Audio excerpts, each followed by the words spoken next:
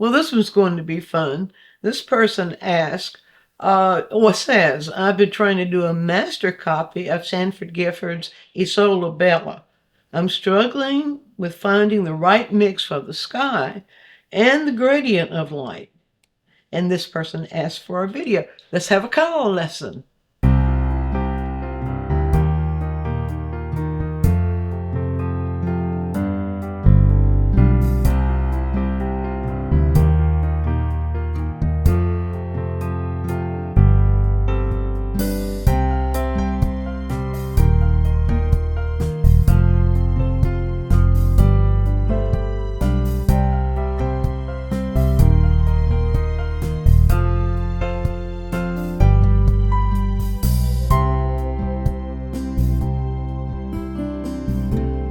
Well, Sanford Gifford was one of the luminous paintings, and the luminists used those colors in such a way that they made each color seem to cause the other to vibrate. But there's a problem when we're trying to get images from the internet. There's a problem with knowing exactly what that painting looked like to begin with. I've done a thing here where I've gone to a page where they presented several copies or several renditions of Gifford's painting. This particular one. I want you to look at how many different interpretations we have. There's no way you can do an accurate color study of any master painting if you just select at random anything that you see presented online. It's just impossible. Several things, cameras, the way the camera is set, it could be the difference in monitors.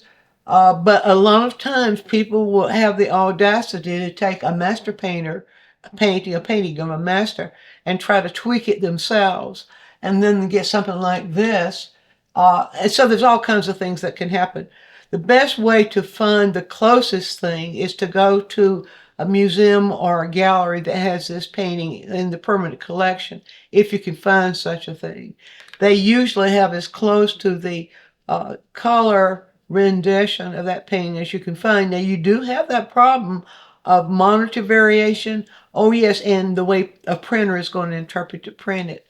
So there are all kinds of handicaps, but that doesn't mean you can't use that for studying color itself. Now, if you choose one of these that happens not to be exactly the way the painting is interpreted, or what we would see if we go and see it in reality, if you happen to choose one of those, then your study is not going to be a study of that painting. It's going to be a study of a photograph of that painting. So I wanted to point that out. Be careful. Before you do a study of a painting, be sure, if you want to know what the artist did with color especially, be sure that you get the best reproduction of that you can find.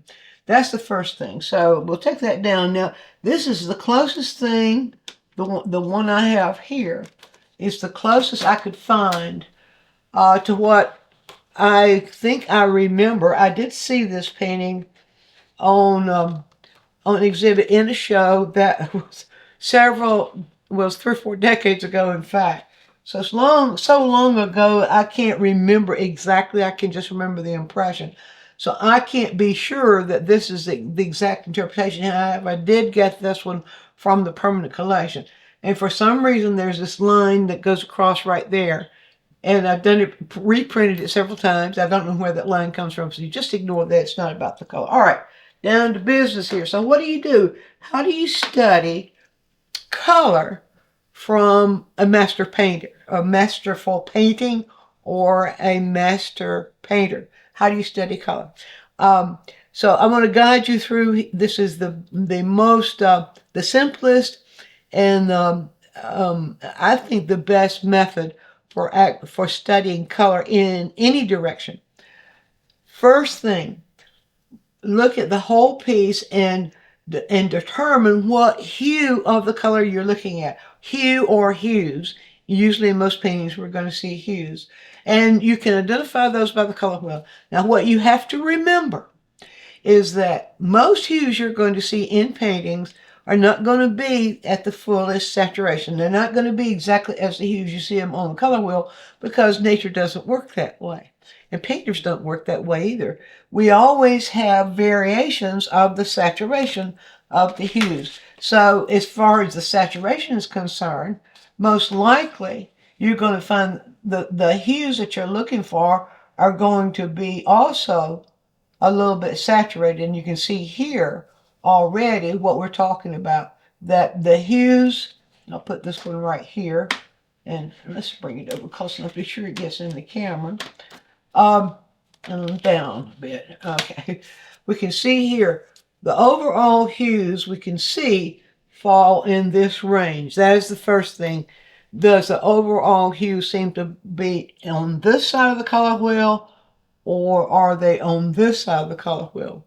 Because our master artists are usually going to have some sort of predominant hue.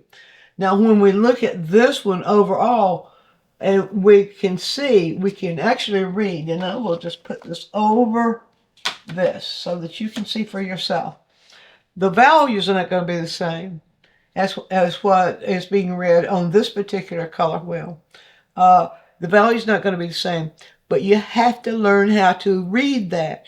You have to learn how to locate hues that might be in any value and hues that might be in any degree of saturation. So that's the first thing that we recognize, the hue. Now, I can see that the hues here do fall in this range, and they seem to move from the yellow oranges we see here over to oranges that we see here, and perhaps over into red oranges as we see here. So that would be the first hue that we would provide for ourselves. I'm just going to put this right here to refer to. How do we go about doing that? The better thing is to start identifying, or start with the most saturated of the hue that you see. Now I see here the yellow oranges, and I'm seeing here, the oranges, I'm seeing here the more yellow oranges. So on my palette, I have yellow, and I have yellow orange, and I have a red that leans towards orange. So I know that that range is one range I can work in. So what I'm going to aim for first is simply an orange. Why orange right here? Because if I start with orange, which I see all over, I can then either make it more yellow or I can make it more red according to what my eye is registering. So there's the first thing. Find a color that's in the range, or a color that is analogous, you might say, to other colors that you see. And so I could start then with just starting with a general, very highly saturated orange, just to locate the color. So I will just take my red orange, which is the, I call it red orange, it's really cadmium red light, and I'll take my yellow, and this could be any one of those high intensity yellows, like a cadmium yellow light or Hansa yellow light, which is the one I use. And I will add enough into that to get a really highly saturated orange. And see, as I hold my palette knife in here, see all that orange that we see popping up in there? Sometimes it's more yellow and sometimes it's more red. So that, if we start out there, we know we're in a good place. I probably might add even maybe a little bit more yellow to that. Now, the next step here could be to get the value variations, or to provide for the value variations that we see, or it could be also to provide for the next color we see. I like to take it in step. Take the hue first, and then see how many changes that hue needs to be made. Needs to be made with that hue. Now, you know, if you are a student of color, you know that a hue can be changed in value, meaning that hue can be made darker or lighter, as well as it can be changed in saturation, which means that it can be more neutral or less neutral. If we start out with it totally saturated, then that's as saturated as it can be, so the changes are going to be more neutral. So what I like to do is, first of all, provide for the value change. And how I do that, I ask myself, okay, I see it darker. I see it very, very dark right here, and that still's falling in the orange range. And then I'm seeing lighter right there. So I know I'm going to need that value range. So the next thing I would put on my palette, and right next to this, I always put these together on my palette. You can arrange your palette however is most comfortable. I always will go for a color that's going to most effectively darken the color I have here. In this case, I need a red-orange. And the red-orange I have here is the Rembrandt Transparent Oxide Red. So I always put it on the very left-hand side of a value line. Now, then what I need is the ability to lighten that. And so I know that white will lighten anything. It may need more yellow in it, but I will put white here just for the time being. That's the first consideration for the color that goes on the palette. So now I have the ability to change the value of that color. Next, I need the ability to change the saturation of that color. And to change the saturation, I'll go back to the color wheel. Let me just take this one down because I think it's simpler to see with this one. All right. The orange, I'm starting out with a general orange. That orange has blue as its complement, so that will be the next color I will need. Now, you'll be surprised at how much you already have on the palette that's going to give you everything you need here if you do that. So then I will put the darkest version of blue right here, right in a row beside these. And of course, it needs to go lighter. It's already as dark as it can be. I don't need it, when I'm considering the orange, I don't need the blue to have to be less saturated more. But if it's a complement, it's going to be just by these two together. You see what we have here?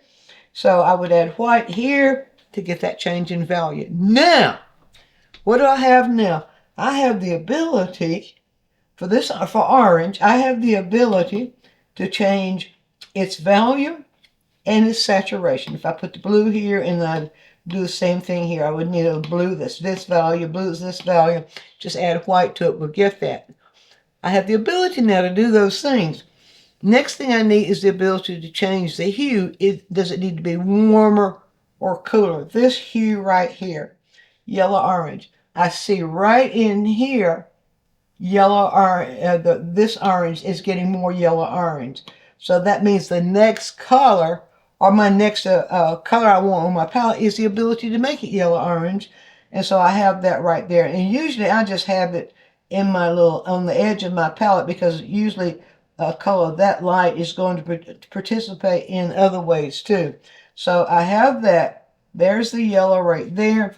It's going to give me that ability to make that yellow-orange when I add it to here. And if I wanted to, I could go right straight for the yellow-orange here. But by using the yellow, we're going to have the same result. It's not going to change because both of these happen to be the same or similar saturation. The next thing I need for this color, the orange, the next thing I need is the ability to make it cooler. Now, what do I mean by making it cooler? Look at the color wheel. Well, look at this color wheel.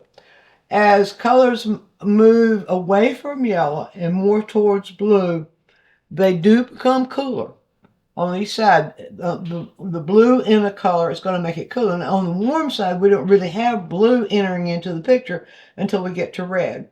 And then it begins to, we can add the blue in. Now, we can see here maybe some hint of violet or red violet. You see that here? And so then if we have that ability to make that red or lean that red more towards violet, then we will have full potential for what we see there. Hope that's clear. So at that point, I might decide to put a dark red on the palette, or I might decide just to leave this red here, the red that I used to darken the orange. I might decide to let that be the red. So I might just pull that down. Oh, that piece right there got in the way. Okay, I might just pull that down. So you make choices there according to what you need. Now, the next step, I don't want to make this too long, but I'm just guiding you through the steps you take here.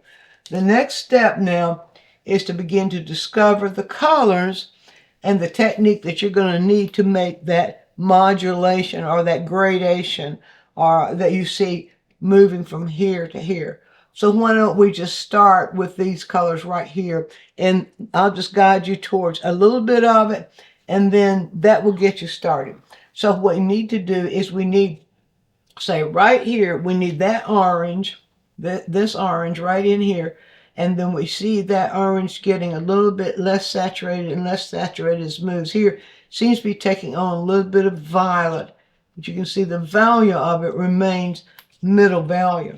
So what we'll do there, that gives us, when we can analyze that, the hue orange and what's happening to it, that can tell us what to do. So I'm going to take this hue orange and I'm just going to pull it down here, not too far down so that you can see. Now, if let's just do it this way. If I put that hue, take this away, get out of the way. This is just the hue. You can see it on the brush right there. So if I pull a little bit of white in that hue, just the orange, just enough to darken it, lighten it, just enough to lighten it to about what, look at that, to about what I see right there on the value ones. All right, can you see that? Now, of course, you can always take that extra step if you want to, and put that on, let me put it right here. Put that on a little test strip. You can do that. See, when you hold it, that, look at that. See, all it took was a little white right in there. Let's, while we're in there, let's desaturate that just a little bit and see what happens as it moves right there. To do that, we want to value adjust or value correct this blue. In other words, when we start adding a complement in to desaturate, we have to adjust the value first so that we have a similar value to this, else it's going to go darker and it won't fit right there, or it won't fit where it needs to go there. All right, so then what we do, and I would already have on my palette here, I would already have a lighter value of blue, but to show you the process so that you can see it emerging in front of your eyes, let's get some white, and let's raise that value of the blue to this value right here. That's a light value. It's a really I like to think in terms of halftones. That's that halftones define the values that get values that live between the lightest light and the middle value, or the terminator of where light's striking, but not getting too deep into that. Now, let's see, is that dark? Is that dark enough? Is that too dark? I think it's a little bit too dark. Now, if I get that value adjusted right, wipe off my palette knife, then take a little bit of this, just pull it into this mixture. I might have overdone that. I hope I didn't overdo that. Let's see what we get now. Let's see where this is going. Okay. All right, put it in the mixture, and you see that just turns gray. All right, let's pull some of this orange back into that now. And you don't just jump and say, well, that's not right, and just sort of guess. We see that it was too neutral, so that means it needs a little bit more orange in it. And let's do this, and look at that. Almost spot on to what we have right there. Can you see that? Now, as it moves in this direction, it seems to be getting a little bit more violet, doesn't it? So one good way to test right here would be to take the red that we see right here. Red leans towards violet, and it's about the same value as this blue right there. This blue's a little bit lighter. If we pull a little bit of that, or let's just pull a little bit of the blue, pull them into each other, and what do we have here? Didn't mix enough of that in the back of it. Okay, I didn't mix and didn't have enough red. Every time when you do your comparison, define, if it's not what you want, define still not quite enough red. So that means that it's not as desaturated. Okay, and now I'm seeing it get darker. You see that get darker? Okay, now it's getting dark, but it's getting closer. So darker needs to be lighter white. So put a little white into that, and you see it. You'll see it emerge. It's getting closer, a little bit more white. But ask yourself, when you make this comparison, is it the hue that's different? If it's the hue that's different, you change the hue. Is it the value that's different? If it's the value, you change the value. Is it the saturation that's different? If so, then you change the saturation. And so I'm going to, what does that need now? That needs just a little bit more of the red in. It needs to be maybe a little bit lighter. You can just see this stuff pop up right here in front of your eyes. And it's really amazing what color will do to color. And let's see, where are we? Okay, now that, see, this fits right over here. This is almost perfect for right over here. It gets more orange as it's coming this direction. It gets more orange right here. So let's just pull this into this orange right here. See what it did. You see there? And then it gets more of the yellow orange as it's moving in this direction. Now, once you have your colors figured out, you have figured out what has to happen to this in order to get this. The next thing is to blend them together. Now, first of all, I'm going to go right in here and get this yellow orange. So that's it. Yellow, orange. Yeah, means that I'll add orange into yellow. And or you may this right. This is yellow orange. I could go directly for that. You'll see I'll get it no matter which way I go. Yellow orange. And okay, that's very close. I think I went a little heavy on the yellow there. It may need a little white in it. Let's see. Yes, it does. So we make these adjustments according to what it needs. So always ask yourself, is it the hue that you need? Is it the hue that's different when you're mixing colors and you're trying to get the color you're looking at? Is it the hue that's different? Is it the value that's different? Is it the saturation that's different? Or maybe it's one or two of those, or maybe all three of them. But that's, if you think that way about color and about mixing color, you will end up being able to mix any color you're looking at. Let's see what we get. Okay, now look at that. That's is it the hue? If we're looking at the sky there, we might have the right hue at the wrong value. Let's see if we do. It still needs a little bit more of that orange in it. So you can see, just looking at it and asking that question, if you're looking at the sky right there, still needs, let's see what's that. Okay, says to me there, it might still be a little bit saturated. All right, if it's a little bit saturated, yellow orange, the color wheel always tells you what you're going to need. Yellow orange needs blue violet. If I have blue here with a little bit of red, this should give me what I need right in here. Let's put just a little bit more red in there, or else it'll be too green. Blue violet, there we go. You see that little blue violet pop up there? Now let's see. Add a little blue violet into here. And it's getting very close, very much closer. Very much closer. A little bit more of the violet.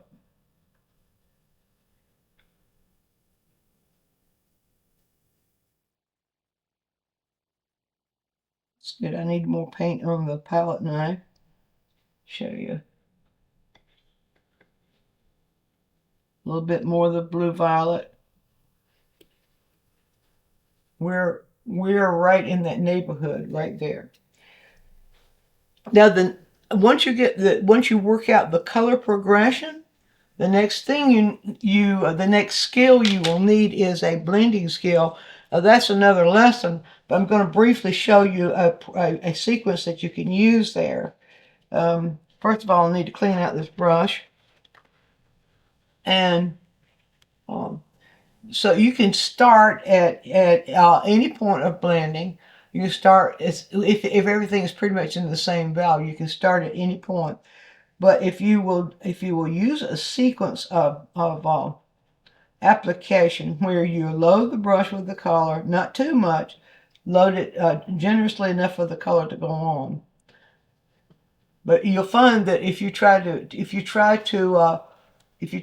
get the paint too thick, I shouldn't say try to, if you end up getting the paint too thick, it's more difficult to blend.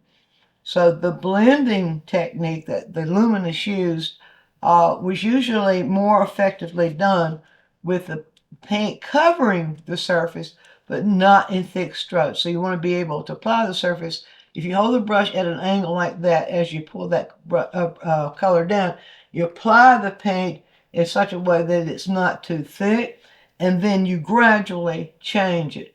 Now, if you've got the colors in the same value range, or, well, let's see, this does change in value a little bit too, but it gradates. So I can gradually change that color by adding just a little bit of it into the brush, but not let too much of it go in the brush. Keep it relatively thick, and you can see, well, I'm being overly cautious here. There we go. You see how that goes on? Now watch what happens. Now I'm just going to stroke a couple of strokes in between those two, just enough to pull them into each other so that you don't see where one ends and the other begins. You can see now how you can begin to see that same kind of vibrancy that you see up here. And we can keep going, and I'm not going to take this all the way. I know some of you want me to see me do these complete demonstrations. I like getting you started and let you take it forward, because you will learn more about how things work, especially color, if you do it yourself. Just watching a video and being entertained by what you see doesn't do it. Now, another way to blend effectively is to hold the brush at an angle, not pushing too hard, but enough to control the paint, and just give it zigzag movements as you move down, and then a stroke like that. You see that you want the edge to go away. How can you begin to see? Maybe I didn't get this quite blended enough. Let's wash that brush out. When you wash your brush out, dry it thoroughly. And I'll go back to where I was there. Just want to get this a little bit more blended. That's called modulation, by the way. When you're gradually moving something that's changing, you're gradually changing one thing into another. In this case, we're gradually changing hue into a different hue. And in some cases, hue and saturation, different hue, different saturation. But we're right here in the sky working in the same value area. Well, down here, we're working in a different value area. So I'm going to do one more step. Now, this one I want to take kind of into that violet we were seeing. And so what I'll do, I'll just pick it up with my brush. And actually, once you get started with this, you can do the blending of the color, or the creating of the color. Once you get your color set on the palette, you can do that color creation with the brush on the palette. Let's get that just a little bit lighter. Pick up just a little bit more of that white. Get that a little bit lighter. And see that same in. Get that. Be sure, because I want this one to be somewhat different, moving into this more moving into the violet that we see over there. To show you that you see sort of how that can work. Let's put this right here. See how different that is right there? Well, that's too different. A little bit more of the red. Just a little bit more of the red. Actually, what's happening, the light sometimes will interpret on the palette, make a color appear on the palette one way, but then when you put it on your painting, see it appear another way. Let's do it this way now. Okay, now, so I'm going to put a little bit more red into that and work it on top. There we go. A little bit more. So I would like to get something that looks like what's going on over there. There we go. A little bit more. And then sort of let it gradate back into this. You see that? Just let it gradate back very gently, like that. That ended up being a bit more violet than what I'm seeing there. So let's just give that a little bit of an adjustment. Very easily done. There we go, something like that. There we go. Now, that's the process. the process of working out which colors you're going to need, and the process of how to blend those so that you have one color moving into another. Give that a try. I think you'll have a lot of fun with it. Be sure and view all of our quick tips. And while you're doing so, subscribe to the channel, click on the bell so you'll always get a notice when we produce a new quick tip, which is every week. And if you have a question, leave it in the comments section and we'll make a quick tip for you. Also, take a trip over to dinemize.com where I have full-length lessons, downloads, DVDs, lots of other stuff there, some free stuff for you. And while you're there, you can subscribe to the newsletter, and that way you'll always be informed every time we do something new.